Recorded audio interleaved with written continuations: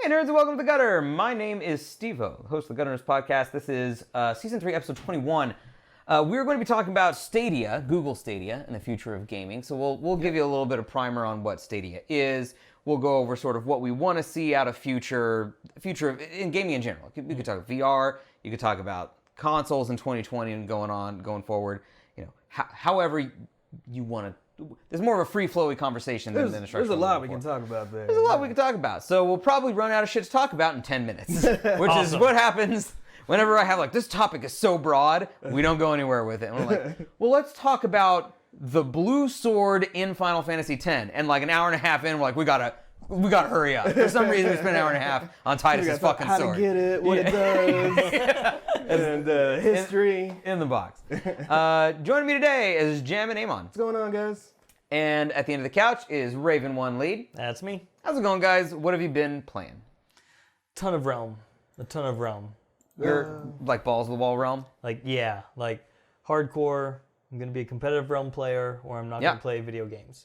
It's going to be one of those two things. One of those two. Is it just 100%? Yeah, 100%. And you guys in chat, what have you been playing? I think that Realm is on the brink of actually starting their competitive scene. Mm-hmm. They've gotten some sort of unofficial, official community tournaments going on now that have got a lot of backing. Okay. And so I think that sooner rather than later, they're going to be able to do their actual, hey, here's a $10,000 tournament and whatever. Yeah. So I think that in this last patch, they introduced the second ability. Everything seems pretty balanced, nothing is egregious. It's got its issues. But, everything does. Every game does. Yeah. But, yeah. Hey, JB! Alm is playing Pillars of Eternity, about as horror as I want to try this Alm. Spooptober, I suppose. And Game Guy says he saw you, Raven, shitting on little kids the other day in Realm. Yeah, probably. Were you absolutely shitting on them? Probably, Can you tell the difference between a kid and a bot? Yes. You were telling me the other day, because we got a Switch last week. Sweet. I just got mine last weekend. Oh, awesome. Yeah.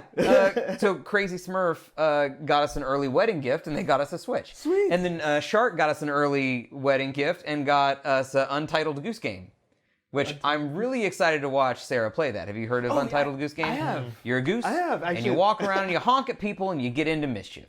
Oh. They just fuck with people. You just fuck with people. That sounds fantastic. Probably some streams incoming. Maybe, I don't know, untie their shoes, Yeah. steal their pizza But at the park or I feel like it's going to escalate to Breaking Bad style proportions where it's okay, now cook the meth. Steal the little kid. Make the parents think their kid is dead. And I'm like, whoa, Jesus, this goose game's getting out of control. This goose is the head of a drug empire now. Beard, Cretaceous Beard was streaming Goose earlier today. Oh, I'm sorry, I missed that actually. So he Alan mentioned Toho. I can't pronounce it. Toho, but I played that one actually too. That one's a lot of fun. I think that's the time. Toho. Yeah. Maybe. I think so. Toho. There you go. Thanks. Yeah. Toho. But anyways, yeah, that's a fun game. Are you a I've Toho, played that JB? one.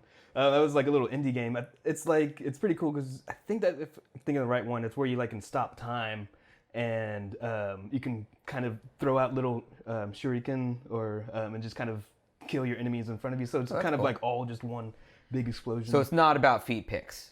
No. It's Or just selling your feet pics online. what? Pulling out your Toho. Toho. Oh yeah. Yeah.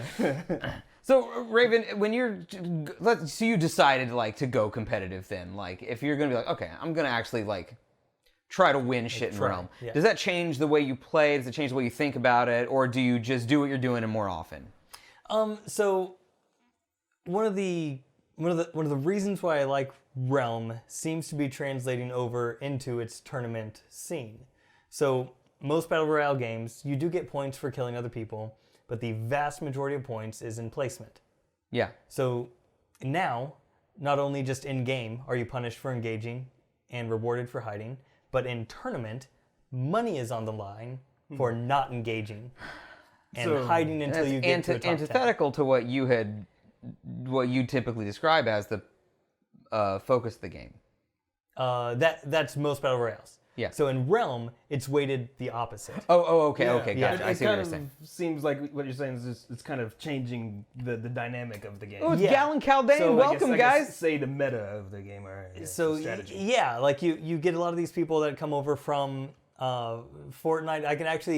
I can usually tell what game the player came from based on towards end game when they got there. Because if they're jumping around, Yeah, they're well, from Fortnite. by where they are, what they're doing, what they think is fine for end game actions and loot. Yeah. So like I kill somebody that's kind of sneaking from bush to bush, and they've got like green weapons and some random abilities that they've just picked up. That guy came from PUBG.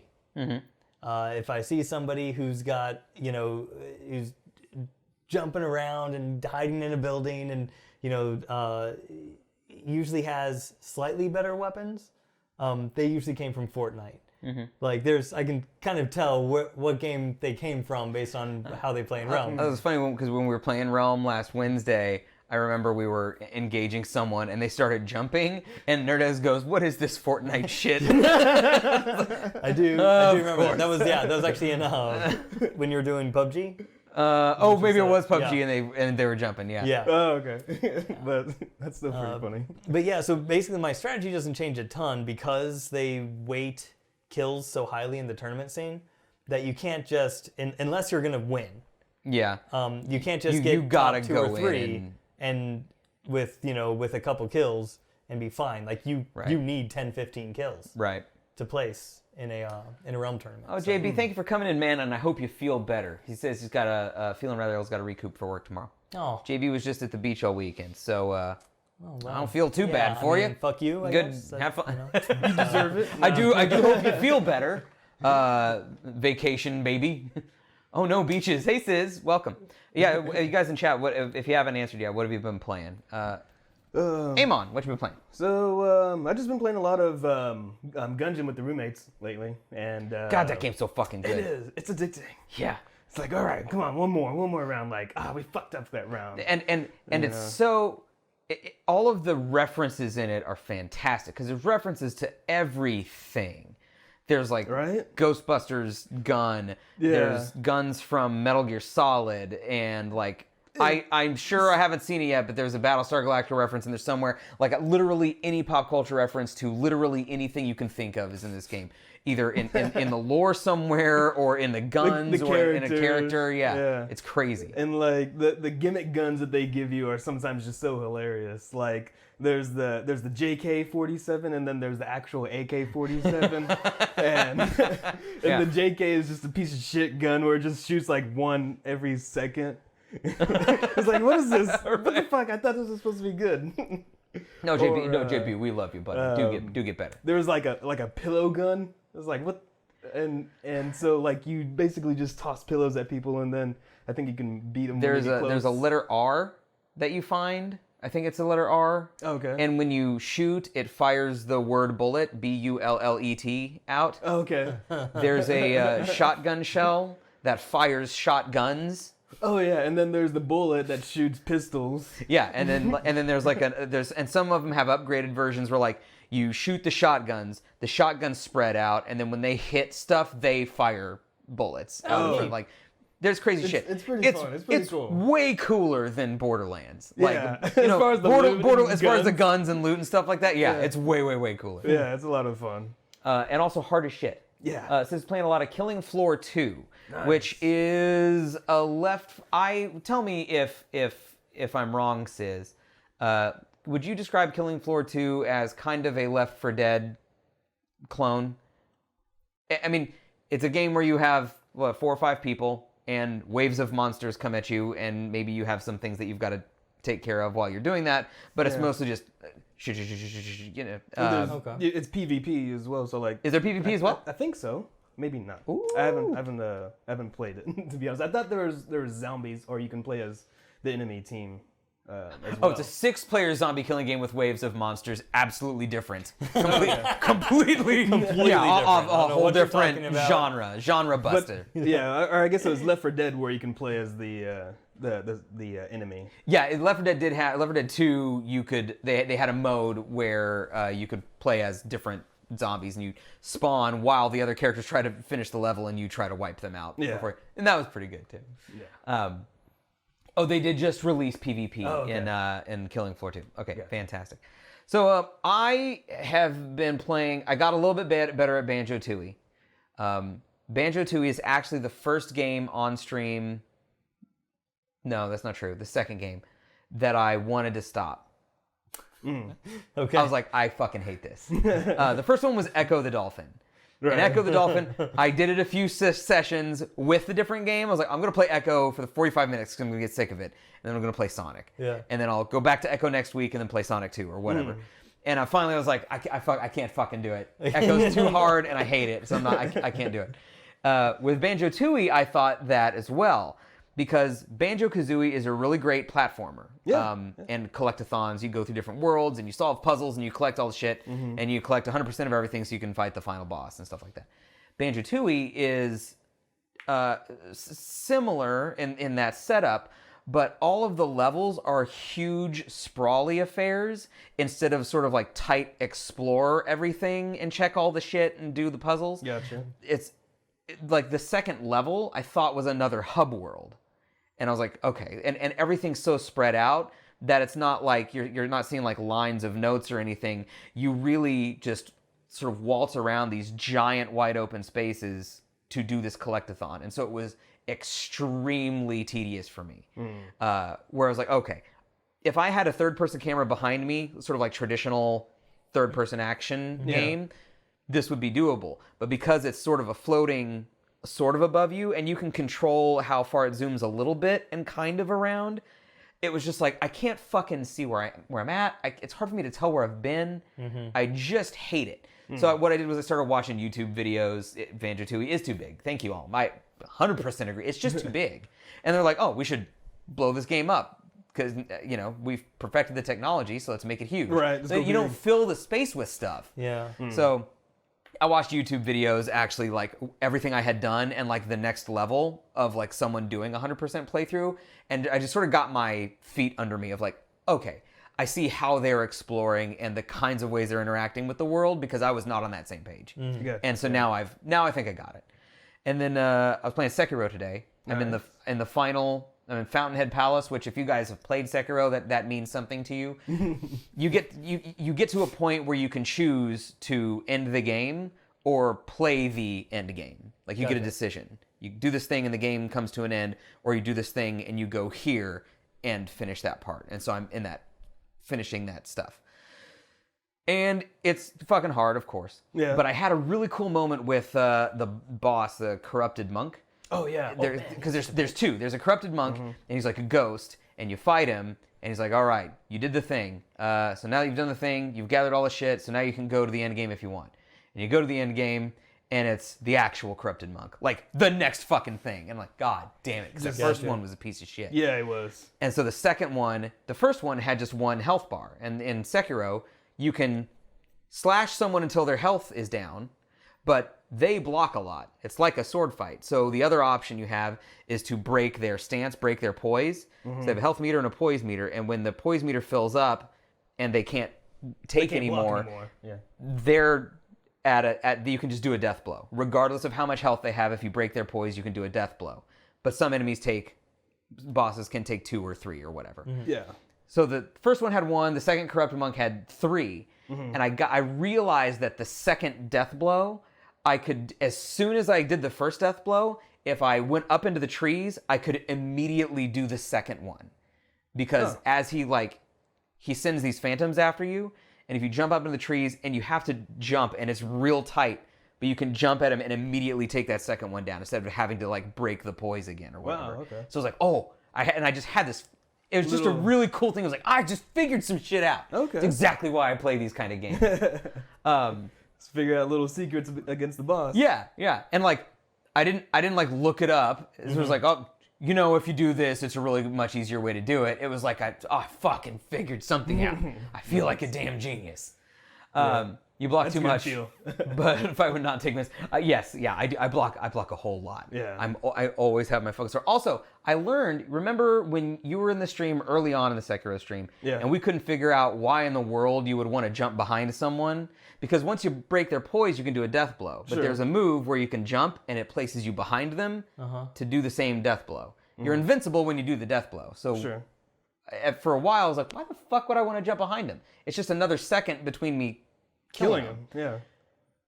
When you are doing a death blow from behind, you can do the ninjutsu. Oh, and do the spray. Or, yeah, you can do you can create a cloud, or you Yeah. can make your sword like twice as long or whatever. And so if you're in a fight with multiple people, you can break someone's poise, jump behind them, use your ninjutsu, and then take care of both and then of take them. care of business. Okay. Yeah. Sure. Yeah. That's a lot more ninja-like. Right, yeah.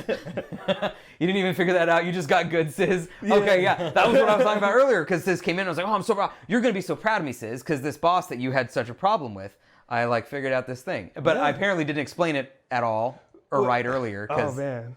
I wish I was there for... So have you fought the monkey?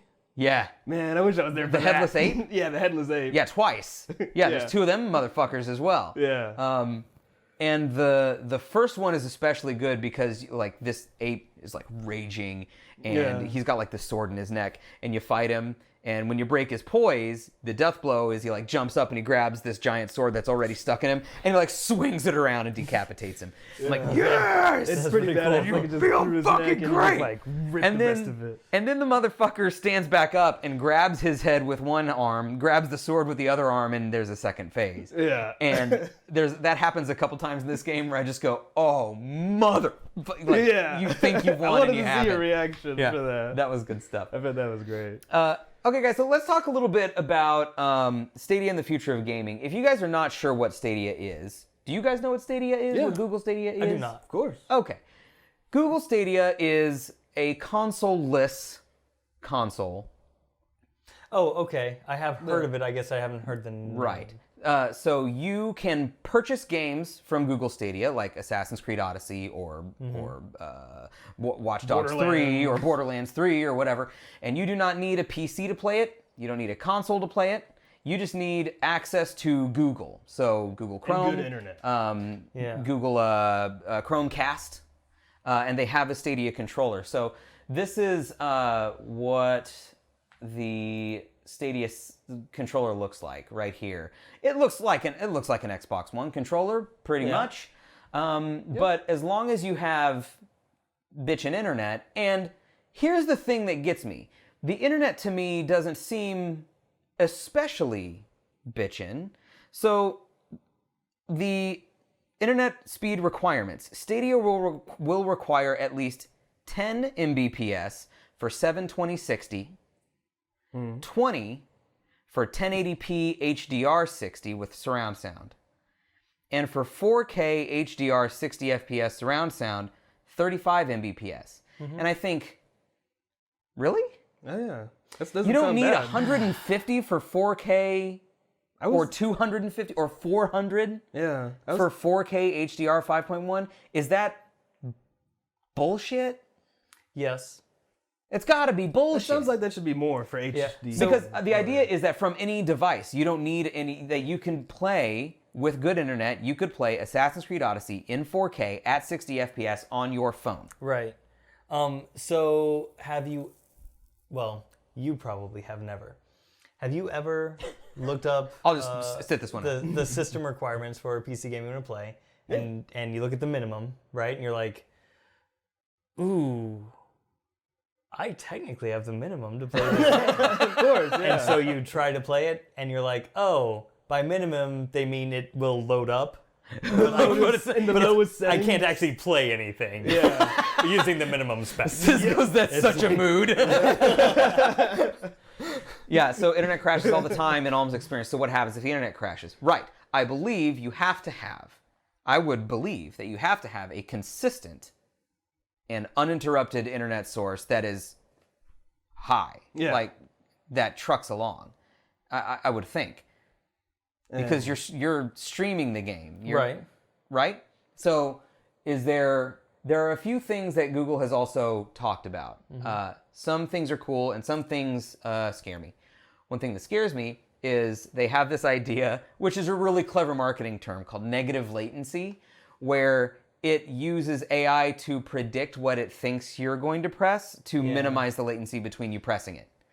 And so that to me is weird. Yeah. Oh, yeah, I never heard that before. But sure, dude, this sounds fucking right.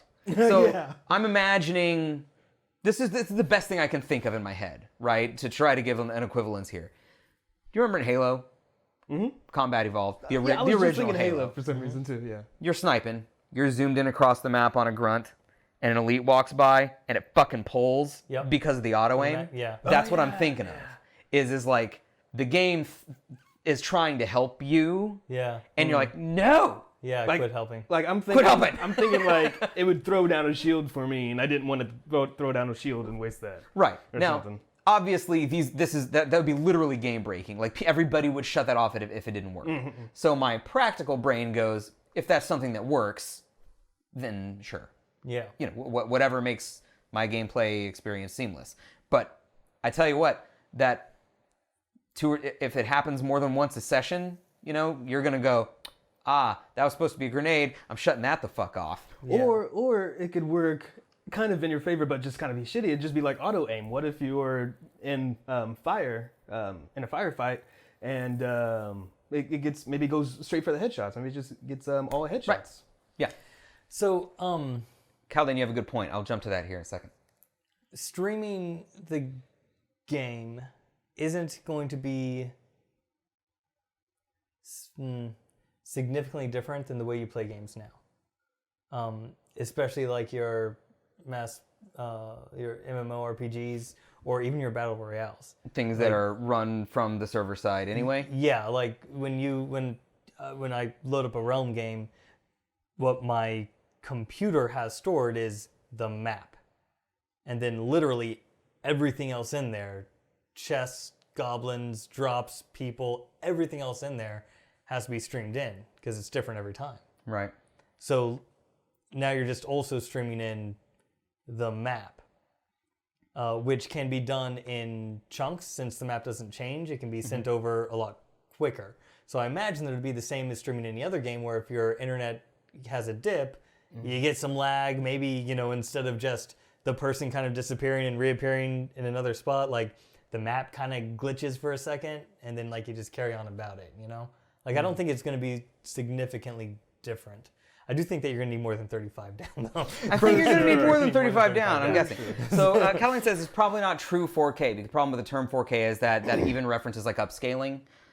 So I think is what he's talking about. It's actually a pretty large range. It starts at 2100. So yeah.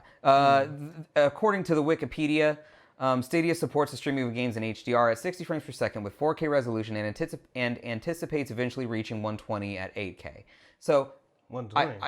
I don't know what that will mean in its practical sense, in the literal actual thing that comes out.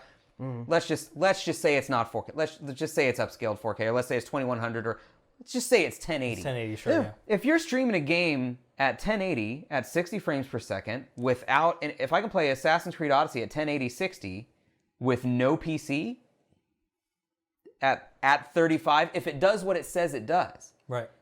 that's pretty fucking cool, right? Yeah. Yes. Yeah.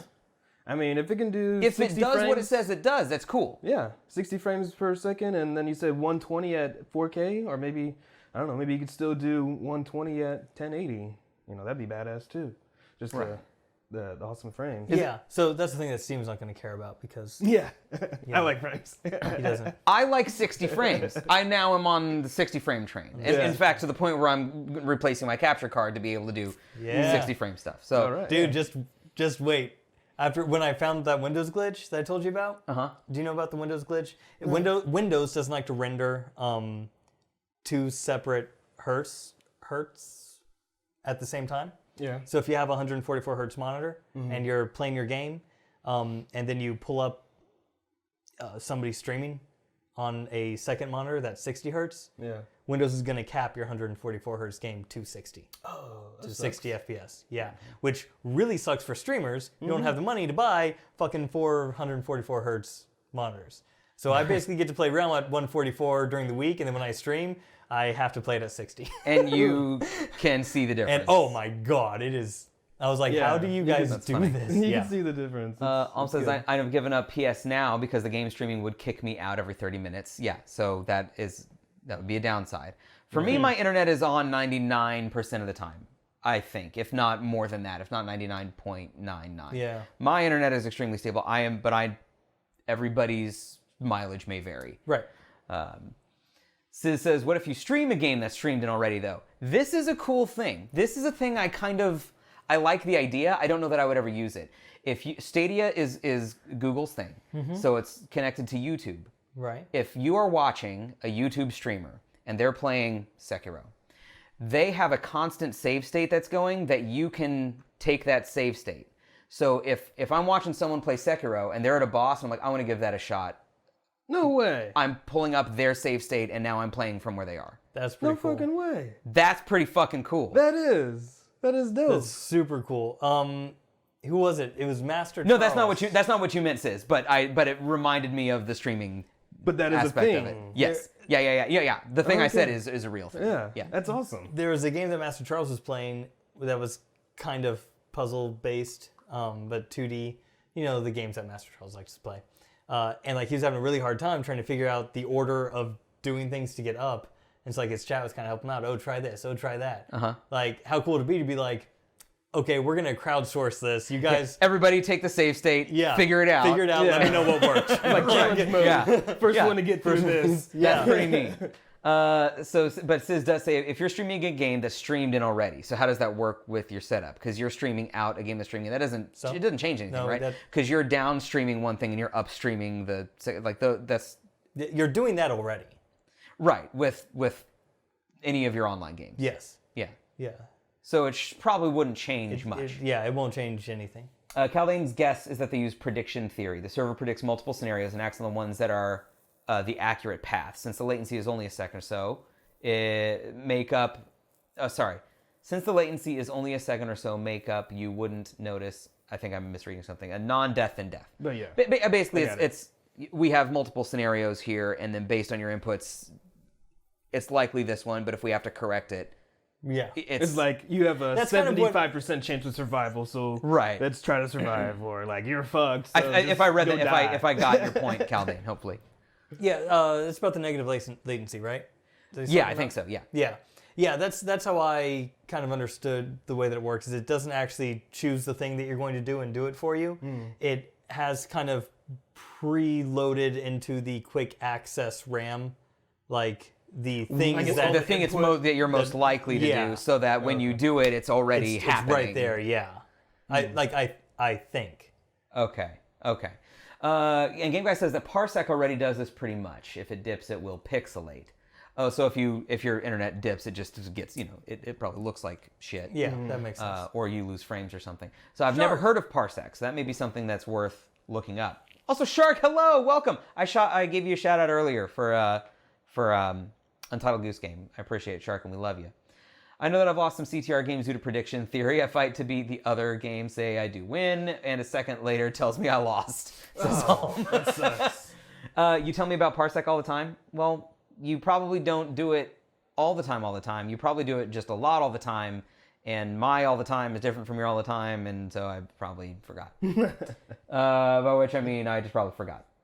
Again, so. But look up Parsec. See if that's the thing. So from you're a turd, yeah. Moving on. Hey, I try to remember all the stuff you tell me. Okay, so Stadia will have 2 tiers of service. There's the free base level because you're still buying games. You're buying the titles, Right. Or maybe access to the title. Yeah, I guess that's to be seen. Yeah, but they do have a pro tier that will allow users higher streaming rates. That's $10 a month and access to a library of games over time. Oh, okay, that'd be cool. So there is that. Based on what we know about Stadia here, is this something you're excited about, not going to touch it, or will look into? I might try it. If my internet's good enough, I'd probably try it. Yeah? I mean, I guess it's a cool idea. being able to stream from from anywhere or just play anywhere. Right. But I don't know. I guess I just have so much invested on my computer. Does this take the load off of your GPU, CPU when you're streaming then? No. It still has to render everything. It needs to process the information. The only difference is now instead of the CPU and the GPU getting its information from your hard drive, if you're playing just a regular game, or your hard drive and the internet, it's just getting all of its information from the internet. Well, so but then what if what if I'm on a Google Chromebook with no GPU and using Stadia? It's not using your hardware. It's supposed to be just streaming directly. Like I have like a Steam Link set up. Right, like my phone, right? Right, your phone still has like. So even if you don't have a GPU, what that means is your CPU is operating as a GPU also. So maybe I'm thinking that wrong, because I was just thinking it's just like straight streaming. Like, yeah, that you just literally need an internet connection, period, to access Stadia. Because the way I'm thinking about it is like a large Steam Link. So I have a Steam Link set up at my home, my computer in my room, and it feeds out into the TV. There is a little bit of lag when starting it up. You know, it's kind of pixelated and shit, but it starts to pick up, and it's clear 1080 CP, and it's just streaming directly from there. You know, I stream sometimes. Well, I actually don't really anymore, but I used to when I had the Xbox in the bedroom, and I would have my laptop my Xbox in the office and my laptop in the bedroom. I would play Xbox One by streaming it to my PC. You know, right? And the Xbox was running it, and when my PC was hardwired into the internet, it worked great. It doesn't do so well over the wireless. Yeah. But so yeah, I guess that's what I'm thinking. I guess if if all the processing is done on their end. I mean, I'm just imagining stacks of stacks because I guess what I'm getting because what I'm getting at, I guess, is the thing that does appeal to me about Stadia is if I can have a streaming PC and not worry about the other stuff, then I can use Stadia to buy and play top quality games and be able to stream them without having to invest $400, $500 into the gaming aspect of it. Yeah, exactly. Not having to have any hardware. Right. Yeah. Gaming is harder on your stuff than streaming is. Right. It'll still run use GPU and CPU to run a stream because you're encoding video. Right.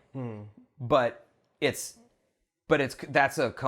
way different from running a game and just encoding video. But I think doing it at the same time. When you're playing and streaming at the same time, you're gonna have both uploads from your input in the game and streaming. But again, that's true. But I mean, we already do that. Yeah, we do that anyways. When you're playing an online game, you're having a downstream of activity from the game and the upstream of you streaming your video of the game. Yeah, and also the upstream of you inputting activity in the game. Yeah. So that's already there. Yeah, I guess if they did all of the processing on their end, and so what was being sent over was just the video feed, basically, to be encoded. So Game Guy says your dad's old 2004 laptop won't be able to run it, except that I think that Google is saying that it will. Yeah, I mean, maybe you're right, maybe it won't, but I think they're telling us it will. So really, the type of feed that it could potentially be sending you isn't like now, where they send you information for a game and your CPU has to decode it and your GPU has to decode it and render it. They're just sending you like a Netflix stream. Right. Like, you've put in the inputs, we have rendered all of this here, and now we're just sending you the video of what you just did. And hopefully it's fast enough that you're not like, shoot, you know? I hate that so much. Okay, so yeah, Collins talks about the prediction theory. It's more like a reviewable penalty in football. It'll choose the path that is least disruptive, then review the play and correct the result. This is happening dozens of times a second, so it shouldn't be too disruptive. Yeah. Is that idea of negative latency. That's what I thought. And rendering a frame of video is so much less intensive than raycasting a 3D environment. Yeah. Someone's going to do it. Stadia will run on my father's 2004 laptop, so much as PS5 having full retro compatibility is the main feature. So let's talk about that a little bit. What do you guys want? Because again, I'm interested now in Stadia. Yeah. I will see what it does. If I spend $60 on one game and it doesn't work the way I want it to, I'm out $60. That's a bummer. It's not like I've spent $1,500 on a machine that didn't do what I wanted it to do. Or also, okay, I'll pay the $10 a month. Spending a month with it, didn't like it. Out $10 or $70 or whatever. Yeah. So not a big deal. Yeah, I'm gonna look at it and give it a shot. If it works well for streaming, that could be a new thing. Maybe Stadia makes me a PC gamer. Hey, there you go. So, I mean, I guess we're probably going to be getting to this, but I think that your choices for the future of gaming are become a PC player, PC gamer, or stop gaming. Or stop gaming. Like, I think that eventually, because like, I mean, I think that's going to run out around. of things that will make it more convenient than just having, like with Stadia, than just having a PC with a controller, if that's how you like to play, you know? Right. Like, eventually, which is, you asked on Twitter, what would make you buy the next generation? Yeah, if you're a PC gamer, what, if anything, would get you to buy a next Xbox or PS5? And is it exclusives? Almost everyone said one of two things. The only reason I would buy a console is the exclusive. If I can only play Last of Us 2 on PS5 or Last of Us 3 on PS5, I'll probably buy a PS5 so I can play that game.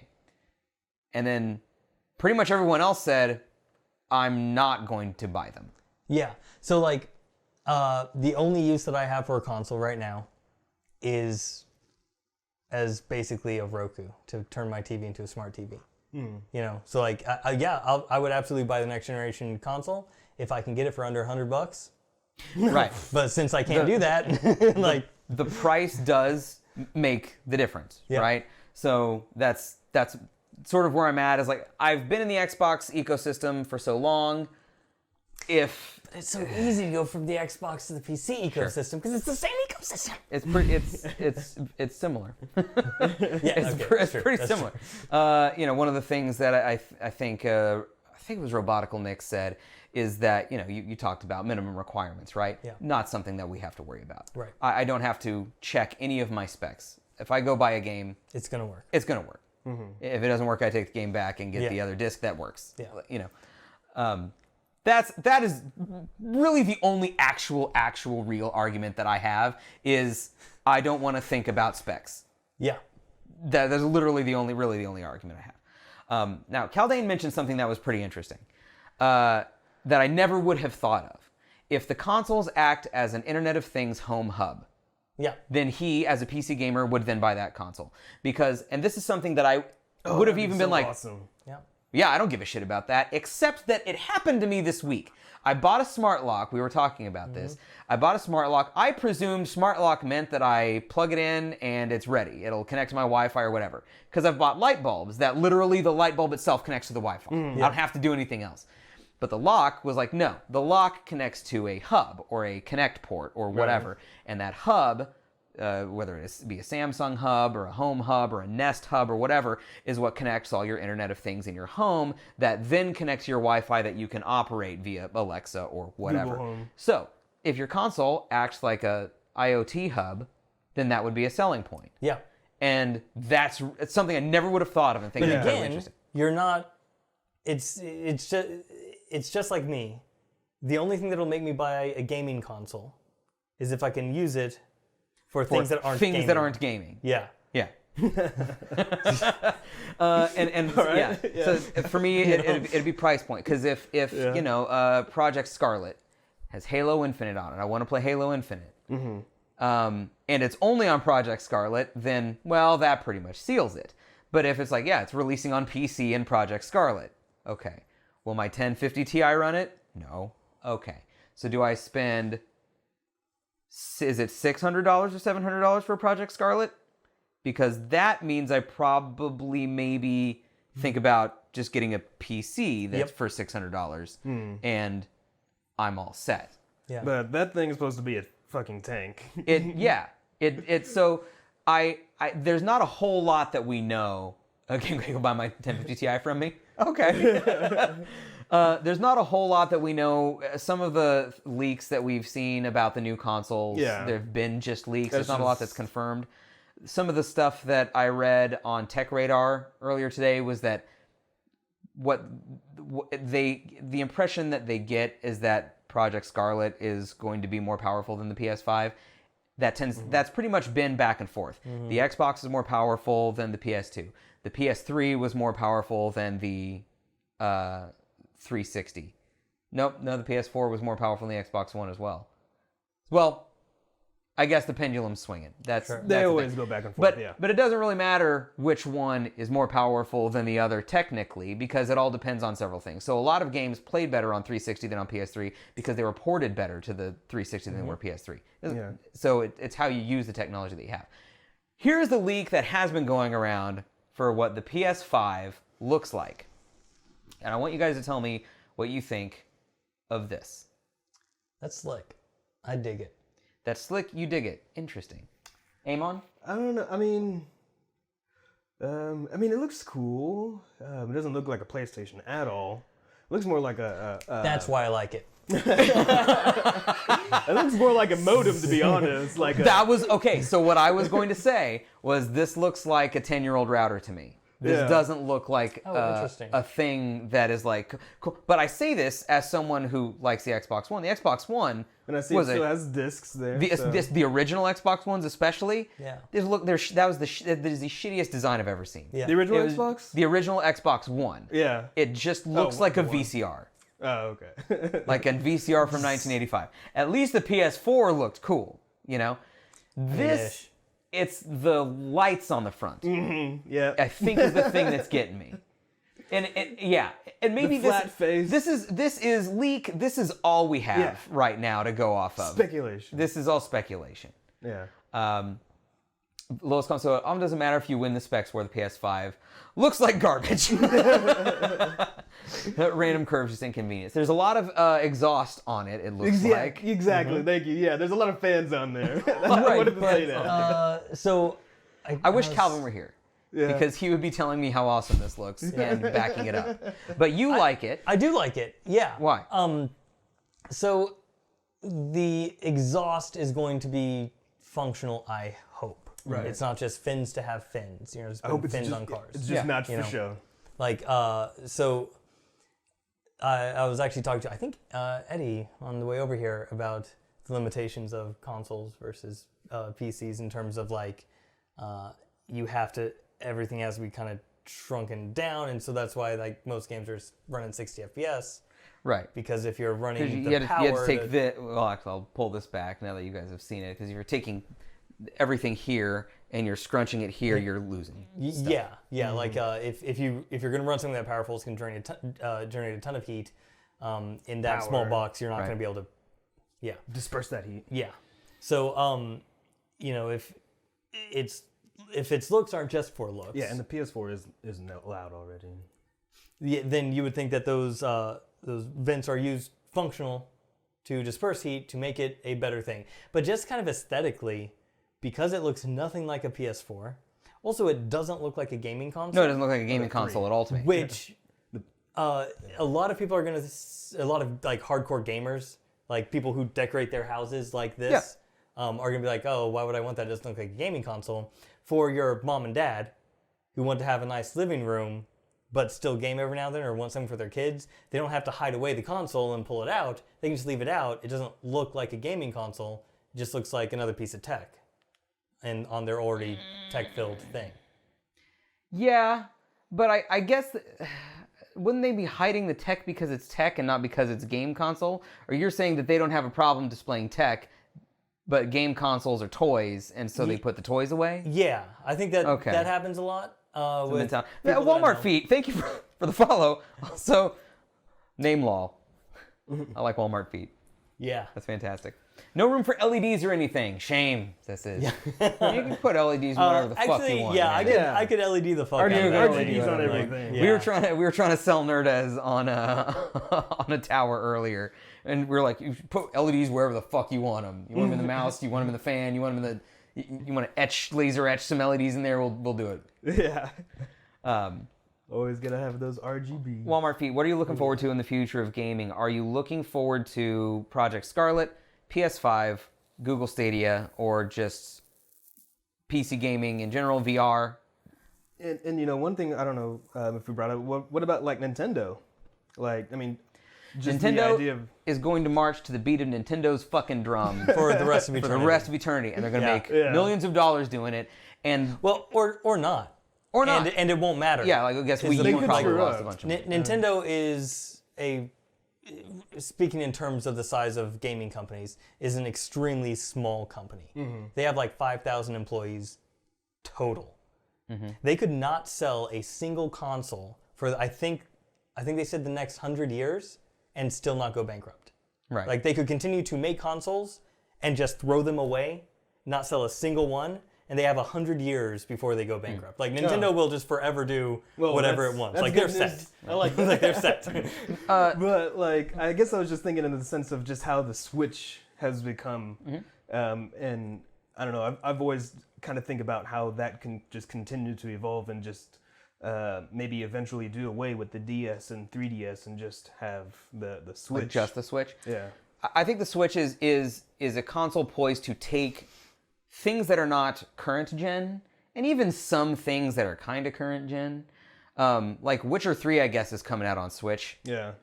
I don't think it's going to look very good, but it may look just fine for a portable screen. Yeah. But literally, yeah, you could put the 3DS library on it. You already have a whole bunch of NES, Super NES games on it, like that kind of thing. Yeah, I think, Nintendo's just going to try shit. And some things are going to be awesome, and some things are going to be absolute crap. And then, but they have a couple of things that they are always trying new shit. Yes. So they're playing with controllers, they're playing with 3D, they're doing all sorts of shit. That has nothing to do with PC gaming. Like that's you're not hawking anybody for you're not you're not even competing with PC gaming. Yeah, not even a little bit. Yeah. And the type of games, for the most part, that Nintendo puts out aren't the type of games that Xbox, PS, and PC gamers are really playing. You know, Right. Like people ask you, do you play Xbox, PS, or PC? They don't have, I guess, competitive games except for like Super Smash Brothers or Super Smash Brothers. Well, Overwatch is coming out on it. They've got but... Realm and stuff like that. Right. But the Switch players, are not going to be. Yeah. I'm not going to be a competitive Switch Realm player. Right. Right. And so it's you're allowed to have a Switch and then whatever else you want to play on. Right. Yeah. Like somebody's going to walk into your house and be like, well, you have an Xbox and a PlayStation? Right. But if they're like, oh, sweet, yeah, you've got the Switch and an Xbox, sweet. Right, yeah. And the other thing always complimentary. The other thing that Nintendo can rely on is what we mentioned earlier is exclusives, because they have a huge exclusive library. Like they could literally only make their exclusive games and still sell whatever they want to, or not.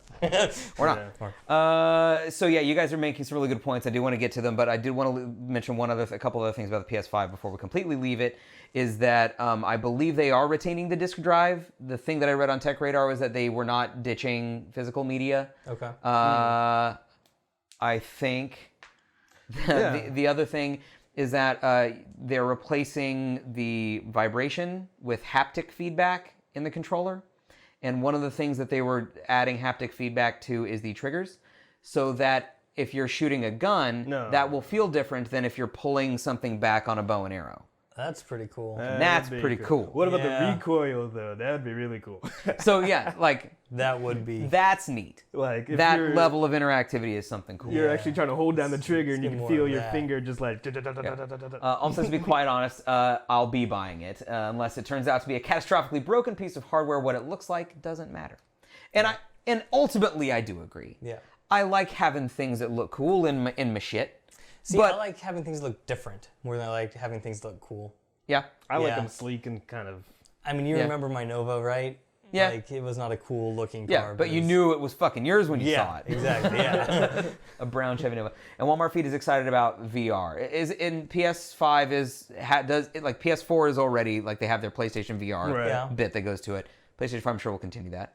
And are you guys in the like looking forward to the VR thing? I like the concepts of it, but I haven't seen anything that I've gone, I have to do that. Yeah, and so there's like the Oculus Rift, and then there's the then there's HTC the Vive. or The Vive. in the Vive, but then there's also the portable version of the Rift where it doesn't require you to be connected to a computer, and that's what I'm looking forward to more so. So, I can't remember what it was called. I'm looking forward to VR becoming affordable enough for me to be able to get. One of my main games is Elite Dangerous, which Yeah, is that's a fun 100% built to be used in VR. Yeah. It's a lot of fun. So like, you know, and you're sitting in a chair in a cockpit, so it's not like you're worried about if you're corded or not, you know. Right. Like, you're not swinging a you're not lightsaber swinging- around you're not or jumping around or looking, you know, like Yeah. you're doing things like this because that's all you can do in a spaceship. Right. It's like it's built for VR, and I cannot wait until it is cheap enough for me to be able to get one to play. It'll basically be my Elite Dangerous machine is my VR. Right. Pretty much the only thing I'd play in it. Yeah. But yeah. So the thing to me that is going to be very important, and this is sort of what Alm talks about, is backwards compatibility.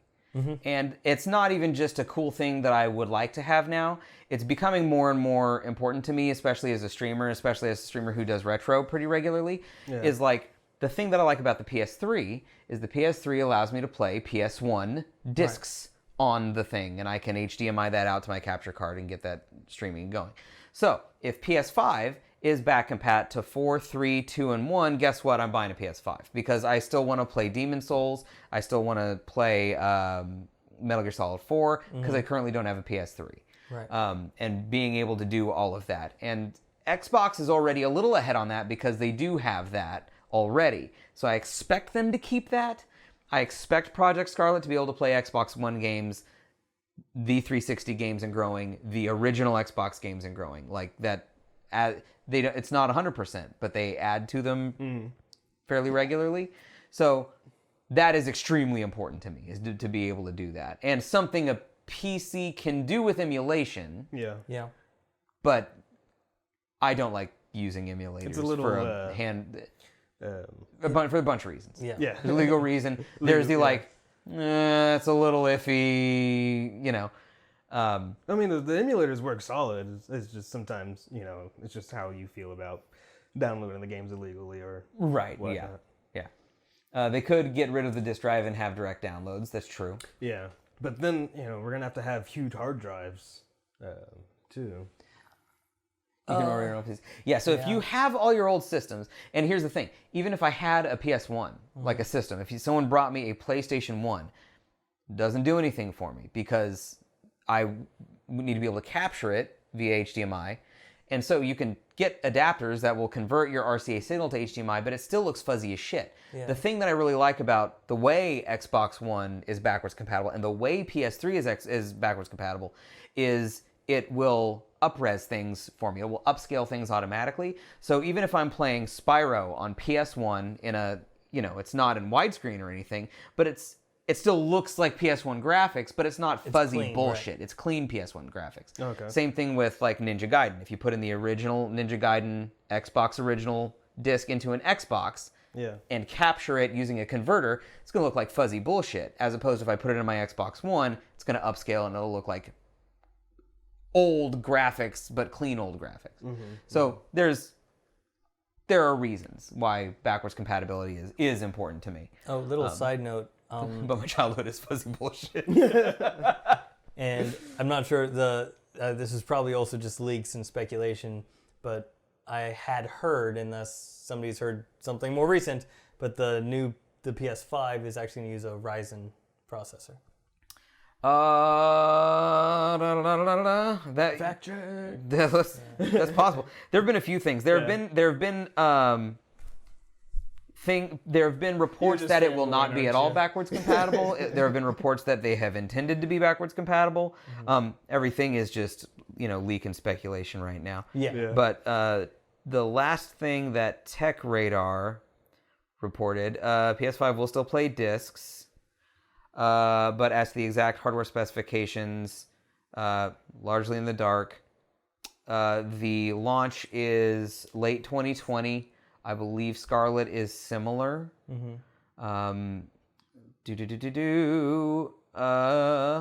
The pricing we don't even know. A bespoke 8-core AMD chipset based on third-generation Ryzen architecture with a GPU taking the best bits of the Radeon Navi GPU family. Yeah. Built-for-purpose SSD, so solid-state drive is a rumor that I heard as well. I think a pretty solid rumor, no pun intended. But the idea on top of that is they've changed the way that they load games, is that if you only play the multiplayer component of a game and you don't play the campaign, you can install only that part. You don't need the 90 gig game taking up your hard drive if you're only playing a portion of it. Right. And so it will be able to dissect that, which I think is Yeah, pretty that'd be neat. pretty neat. So Yeah, because this space is important. anything that you guys want to toss out that you are excited for, looking forward to in the future of gaming, either a console or something that you are very excited about, because we actually filled up the whole hour talking about stuff, and I was worried that we wouldn't, because this was one of those topics where I'm like, we'll either go late or we'll be done in 10 minutes. Yeah. So, MGS4 used to do that. Oh yeah, it did install in parts, like by chapter, right? And so it was funny. MGS4 was weird. It installed chapter by chapter. You'd finish a chapter and then it would install the next one. And I believe, and then during that time, you would see little scene, like not even a cut scene, but like sort of 3D render, like say Snake sitting there smoking, and then it'd be like, tell you what, why don't you go take a break? It's like, go, like literally the game would be like, why don't you go outside for a bit? Are you fucking dismissing me? You're not my mom. Video game. 2/3 of MGS5 was cutscenes. Oh, thank you, 32 for the host. We appreciate it. Yes, actually, and MGS4 was the first video game I ever played where, because our controllers were wireless, starting with PS3 and 360, right? Like universally wireless. And they would auto shut off. And so I'd be playing Metal Gear Solid 4 and watch a cutscene, and then it would go into the level, and my fucking controller shut off. Like, the cutscene was so long, the controllers were shutting off. It definitely won't be a Ryzen, but it may be AMD architecture. The way consoles works is that they create custom CPUs, so they are harder to hack. I remember the game telling me it's close to 2 a.m., you should think about going to sleep. Yeah, exactly. Exactly. I'd be interested to learn more about the CPU and how they do stuff for a console. From what I heard, and like I said, it was just speculation. Maybe they don't even use AMD at all. But what the PS5 is, what PlayStation is planning on doing is basically using the Ryzen APU architecture, and pretty much as it is. So like, no, they probably won't call it Ryzen, but it'll be their technology. It'll be one of their because one of the things that many things that AMD does better than Intel is their APUs, their combination of CPU graphics in one that you would find on like your mid to low end laptops and stuff like that. Like they are so much better than Intel's anything, that a lot of Intel CPU laptops will just have like an AMD graphics card with it. Like they just can't. Intel can't do it, but the AMD's APUs are actually pretty baller for what they are. I'll leave this up to you guys. I don't know shit about that. Yeah. That's way beyond my pay grade. I'm pretty much computer illiterate. I'm not computer illiterate, but I get what you're saying on. Like I am with you on that. One of the last things that we do before we call it a night, guys, we go to the can. This is the Gutter Nerds fan can. Okay, So we'll fair enough, Tony. The fan can is just random ask questions. If you guys want to add a question to the fan can, just tweet us at Gutter Nerds using #FanCan. Ask us whatever you want. I draw a random question, and the points don't matter. Let's get some good questions. All right. Did you say lewd questions? Good questions. Oh, good questions. Oh, okay. Oh, I wish Bree were here for this one. Is it a lewd question? No. Why would that be the link? I don't know. No matter what you were going to say, I was going to say that. It just... Was anime a mistake? No. Was anime No. a mistake? Was it? No. Look at all this wonderful weeb shit we have now. No, but I think it was a mistake. I think somebody accidentally animated a manga. You know, just like somebody accidentally discovered chocolate chip cookies. It's pronounced mango. Manga. Oh, Excuse you. sorry. Excuse you. But, I demand you tell me who asked that. It says 32. This would have been Master Charles. I'll fucking out Master Charles. Master Charles wants to know, was anime a mistake? If you guys want to follow Master Charles, I believe he's currently streaming. Or answer that question for him. Yeah, if you want to go tell him, you can. him. I think he's live right now. By the way, guys, we are coming up on 32 hours and 4 minutes of Fortnite being gone. Oh my God! What is the world gonna do? Wait, what do you mean? What are these little kids gonna do? At 2 p.m. yesterday, Fortnite shut down. Yeah. You hear about that? Their map, No. as people were playing on it, the meteor struck, rockets hit, a black hole opened, and now when you log into Fortnite, all you see is a black hole. It's Okay. been that way for 36, 30, 33, 32 hours now. That's why Realm's Yeah. gotten so much easier. All those Fortnite players are jumping over there. And so now, if you try to play Fortnite, there's literally nothing to play. So And to me, this is like Nintendo style marketing, where we're talking about like they can do no wrong. Whatever you think about Fortnite, right. you can love it or hate it. That's not the point. Their marketing is on fucking point. I gotta because they say, brought yeah. their game down, and people are logging into it. Yeah. Yeah. That's insanity. Yeah. It's Yeah, like yeah. You negative- can it's like- still play Save It's like the World. negative marketing. I don't know. Yeah, It reminds me of that it's episode of negative South Park where Cartman was trying to keep everybody out of his park, but everybody wanted to get into his park. Yeah. Yeah. I mean, Fortnite is gorgeous. They always have interesting stuff. Their marketing is fantastic. Like, Yeah. I'm not a Fun, fan of it's playing fun. the game, but that's just because of how it plays. There's nothing wrong with it. Like, it's a 14 great did game. the same thing for different reasons. That's true. They had to remake their game from the ground up, though. But also, battle royales have been in such a And I think dire there's a lot state. of different game modes in Fortnite too. Besides- Yeah, that's true. Yeah, but that's also part of the problem. So Fortnite is going to in the next update they're going to be introducing bots into their game because they know like I mean if Fortnite doesn't have the player base to support all the different lobbies that they have, the different game modes, Alright. then like nobody does. And so like yeah, battle royales in general are in kind of They're waning. a dire state right now, and part of it might be that there's so many of them because back in the day you pretty much had Fortnite or PUBG. Yeah. Right. And so everybody who wanted to play a battle royale had two options. Right. And so you could have 18 different game lobbies because everybody was playing them. Now that there's so many, people are finding the ones that they like and not the ones that they don't like. And so now, But- yeah, There's a lot of different varieties of there's a battle ton of royales. battle now. royales. Right But I find it hard to believe that Fortnite can't fill. They're like, is the bots because they need the fill, or is the bots because people have been playing for so long that now you need a ramp up for people that said are it's new just to the No, game game. mode, it's right? for it's because they no longer have the player base that they used to, and they're having to fill lobbies. But it's not the battle royale lobbies, right? It's like the other game modes. Is what I don't know which.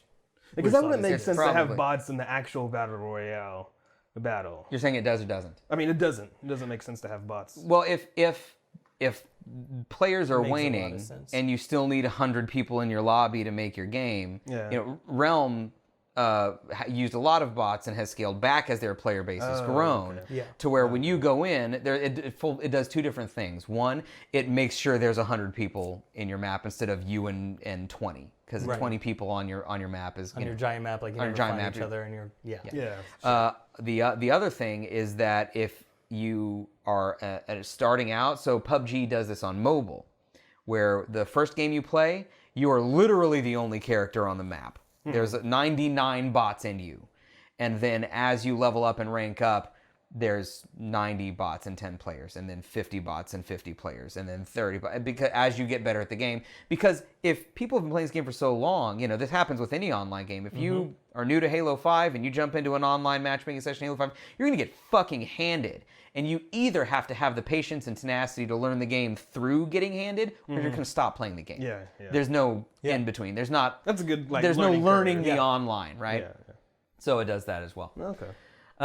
If players are waning, you could just reduce the server count before artificially increasing the population with bots. There you go. That sounds better. I like that. You could.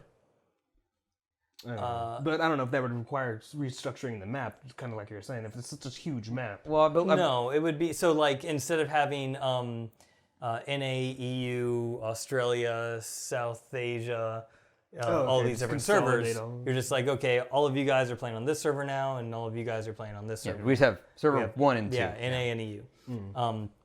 And yes, you could. And I spoke to a lot of people back when Realm was only EU servers, and that was almost as frustrating playing at 140, 160, sometimes 250 ping, trying to play competitively. Now there are people who do that. Do you play people with a little bit of lag, or do you play a bot match? Right.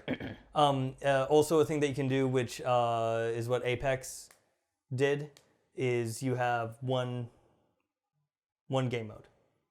Right. You play our game this way, or you don't play it. Yeah, and they had 60 max in their map. Yeah. So Apex is a little bit smaller map. There's only one game mode. Yeah. So like if you took Realm with their 3 different game modes and a game popping every minute-ish, with the bots, you took away the bots, you could probably still have the same amount of game popping, but you would pretty much have to get rid of 2 game modes. So what you're saying, what when he says game modes, you mean solo duo, squads.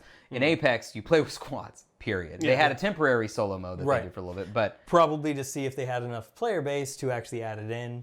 And since it hasn't been there, I would be surprised if they do. Think about the Hong Kong Blizzard meltdown. So I don't know enough about it I don't either. to be able to. My Chinese politics is not up to snuff. Yeah. And so I don't want to say something and be just completely way off base and not have any idea what the fuck I'm talking about. Gonna come get you. It's going to take that I don't really care so much about.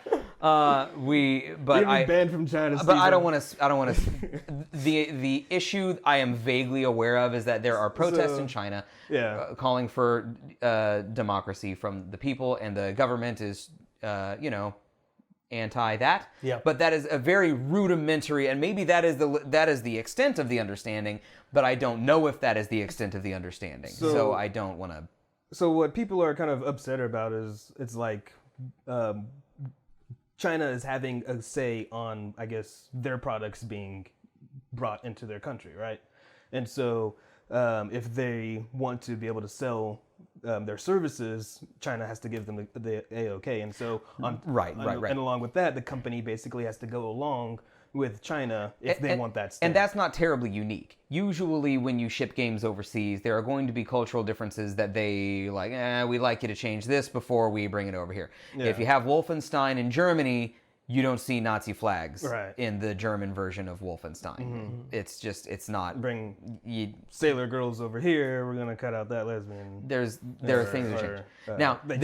Now, there are things that may be culturally sensitive that are worth changing, that are good, like the one I just mentioned, and there may be things that are not, that are actually detrimental to society. So, for example, changing the sexuality of characters to making sure they're all straight before you send them overseas, I would say that is, antithetical to having a progressive and open society, right?